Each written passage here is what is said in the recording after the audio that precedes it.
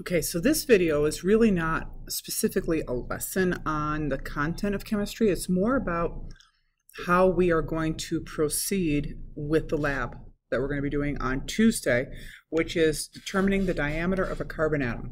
And the thing that makes this difficult is that molecules and atoms are really, really small. We can't just take a ruler up to them and say, oh yeah, I'm measuring that atom right there. It can't be done. So what we're going to have to do is we have to do a little bit of manipulation. We're going to have to do some indirect mathematics and geometry. And before you panic, it's going to be okay.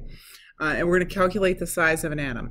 Okay, and that's really hard to do directly. So we're going to use indirect methods.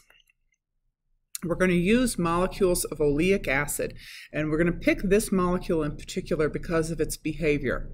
And we're going to use that to measure the diameter of the molecule, and as a result, the diameter of an atom. And the reason why we can do it is the molecule of oleic acid is a very long chain. I mean, if you look at it, it's got 17 carbons, and actually it's really got 18 carbons in it. And we're going to be calculating the diameter of a section of the chain, which is a carbon atom. And the reason we can use oleic acid is when you put it in water, it stands itself up. All the molecules completely stand up because one end of it is hydrophilic.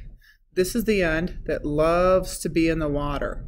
Okay, and it's just going to dissolve. We're going to have a puddle of water, and it's all going to dissolve in there. The other end of it is hydrophobic. It hates water, and it would much rather be far away from water as possible, and so it doesn't dissolve in the water. It's like oil. And so when you put this stuff in the water, no matter how you do it, it eventually turns itself so that the hydrophobic part, the part that doesn't like water, is at the top, and the part that does is at the bottom. It stacks itself up almost like a series of skyscrapers, and this is kind of what it looks like. Down here we have the part that likes being in the water, and up at the top we have the part that hates being in the water. And what we're going to do is we're going to measure the volume of this, treating it like a cylinder.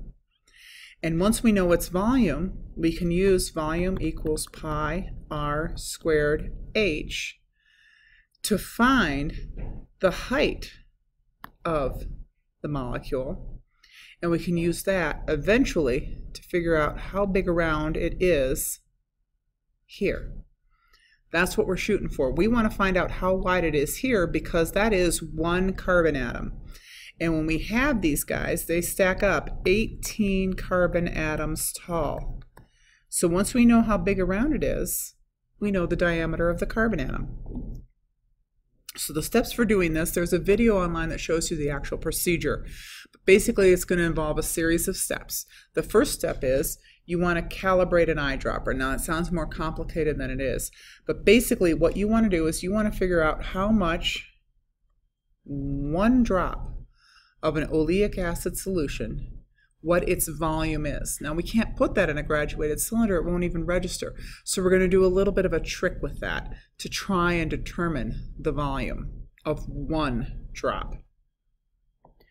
And then what we're going to do is we're going to create, and this is what the video shows you, on the surface of water, we're going to create a layer of powder, very thin layer of powder, like baby powder. It's not baby powder, but it's like that.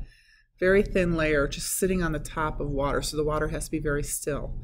And then when we drop our one drop of oleic acid in here, all of those oleic acid molecules that are in this drop are going to stand themselves up like towers, like skyscrapers, and push the powder out of the way. Maybe you've seen the Dawn dishwashing commercial where they drop the Dawn dishwashing liquid and the grease pushes away. It's the same, it looks exactly the same. Now, this is the trick where we start doing the indirect measurements and the mathematics. So remember, we found out what the volume of one drop is. So one drop of the solution is going to have a certain volume. That's what we're going to figure out here. It's going to be a very small volume. And then we know that the solution that we're using, and keep in mind it is a solution, and that's one of the definitions in this chapter, a solution is a mixture. And this mixture has very little pure oleic acid in it.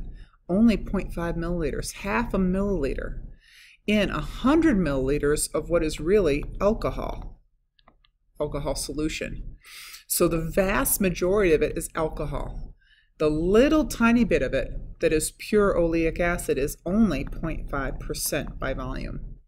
Okay, and what we're going to do is set up a proportion where we have 0.5 over 100 equals X over whatever you found your volume to be, and we're going to solve for that, and that will tell us the volume of pure oleic acid, and we're going to use that number in the next part of the calculation. Once we know the volume, X, we're going to put it in right here. We're going to use our understanding of geometry, that the volume of a cylinder is pi r squared h. Well, we know the volume, we just have calculated that. We know what the radius is because we're going to measure the powder ring and get an average radius. So we know what the radius is, and we're going to solve for the height. And remember, this forms a skyscraper. May I have your attention, please? Sorry, I wasn't quite fast enough to get that in before the announcement. Anyhow, we know what the volume is, we know what the radius is, we're going to solve for the height, which is how tall this is. But remember, this is 18 carbon atoms stacked up. So if we know how tall it is and we just divide by 18, that will tell us how tall the carbon atom is. So we can use indirect methods to actually figure out how big a carbon atom is by using what we know about geometry, mathematics, and chemistry.